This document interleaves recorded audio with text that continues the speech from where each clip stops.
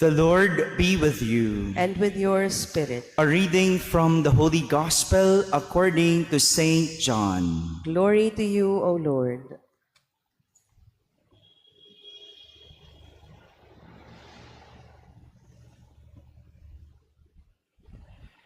Jesus said to his disciples, I have much more to tell you, but you cannot bear it now. But when he comes, the Spirit of truth, he will guide you to all truth. He will not speak on his own, but he will speak what he hears and will declare to you the things that are coming. He will glorify me because he will take from what is mine and declare it to you. Everything that the Father has is mine. For this reason, I told you that he will take from what is mine and declare it to you. My friends, the Gospel of the Lord. Praise to you, Lord Jesus Christ. Please be seated. Good morning, my dear brothers and sisters. Sometimes words are not enough to express a whole concept or thought. Like in school, for a lesson to be clearly understood, sometimes it must be supported by an experiment or maybe a practical application before it can be well explained.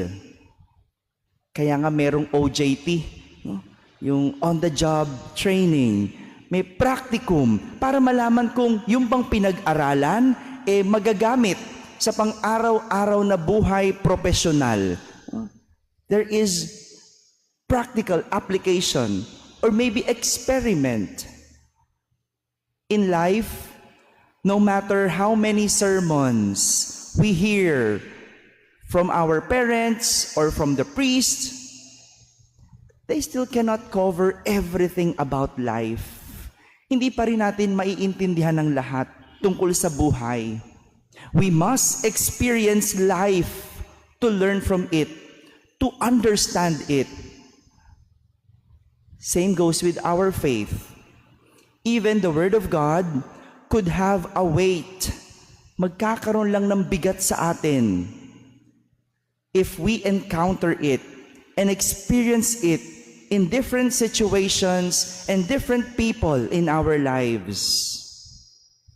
Kahit sabihin ng Diyos, magpatawad, hindi mo maiintindihan ng salitang patawad kung hindi mo to mararanasan, kung hindi mo to mararamdaman. Same goes with other virtues. Love, temperance, courage, kindness. All these things need actual encounters for it to be truly understood. Kaya nga marami tayong tanong sa buhay because words cannot fully explain a thought or a concept. And this is what Jesus meant when he told his disciples, I have much more to tell you, but you cannot bear it now. No matter how much Jesus would explain to them about life, they cannot bear it now. They cannot understand why he had to suffer, why he had to die and live again. They will not understand why he has to go back to his Father. Well, at least for that moment, hindi nila maintindihan yun. But it does not mean they cannot understand. Because Jesus said, the Spirit of truth will guide you to all truth.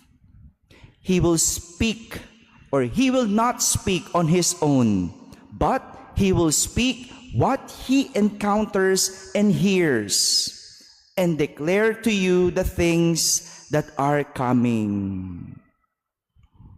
This is the reason why Jesus is leaving his disciples with the Spirit of truth to be their guide to all the truth. It is the Spirit of truth who will make us understand the things we do not understand. Marami tayong tanong sa buhay. At kahit sabihin ng Diyos, hindi mo agad iyan maiintindihan. Kahit sabihin ng Diyos, kailangan mamatay, kailangan maghiwalay, kailangan hindi pumasa, kailangan bumagsak, kailangan masira. Kahit sabihin ng Diyos sa iyo yan, you will not understand immediately. Because it is the Spirit of truth who will guide you, be with you, for you to understand everything. Through the Spirit of truth, his disciples will be guided. But this will only be possible if the disciples know the truth and will listen to the truth. This is where the problem comes. When we do not know the truth, or even if we know the truth, do we listen to the Spirit of truth? Alam na nga nating mali, bakit ginagawa pa din? Sinabi na nga sa'yo, ganito gawin mo. Hindi mo ginawa. Sinabi ng no parking, nagpark ka pa din. Sinabi na sa'yo, ayusin mo. Alam mo yung tama at mali. Pero ba't ang ginagawa, laging mali? Tapos sa huli, ang tanong sa Diyos, bakit ako nagkaganito? You know the truth, but you did not follow the truth. Pero minsan naman, hindi talaga natin alam yung gagawin. We do not know what to do. We do not know what the truth is. And this is where the Spirit of truth comes in. That's why we need to pray. We need to consult God. If you do not know what to do, you pray. If you do not know what to decide on, you ask the Spirit of truth. And with patience and perseverance, the Spirit of truth will reveal to us what we should do. My dear brothers and sisters, sa buhay talaga, marami tayong tanong at hindi maiintindihan. Pero sa buhay din, marami naman din tayong alam. Hindi lang natin ginagawa at pinakikinggan ang tama. And probably, maybe this is the reason why Jesus allows us to commit mistakes, for at least for us to learn. Because He allows the Spirit to teach us the lesson, so that next time, hopefully, we will not repeat the same mistake. My dear brothers and sisters, words may not be enough to fully understand everything about life and God. But through the Spirit of truth, we will be guided to understand. And that would be enough, more than enough, for us. Amen.